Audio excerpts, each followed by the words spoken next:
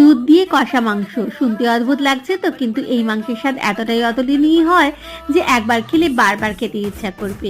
এই পদ্ধতিতে অবশ্যই একবার দুধ দিয়ে কষা মাংস বানিয়ে দেখুন। এর জন্য কড়াইতে প্রথমে চিকেনের টুকরোগুলো নিয়েছি, সাথে নিয়েছি 4টে বড় পেঁয়াজ, 3টে বড় টমেটো, সবই গোটা গোটা রেখেছি, 4-5টা গোটা কাঁচা লঙ্কা আর 1 কাপ দুধ। খুব ভালো করে 15 মিনিট ধরে একটু ফুটিয়ে নিয়েছি।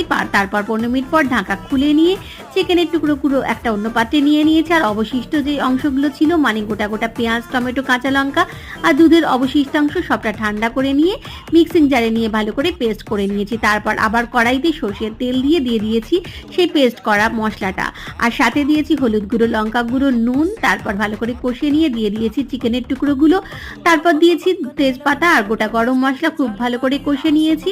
শেষকালে দিয়েছি আদা রসুনের পেস্ট আর একটুখানি জিরে গুঁড়ো।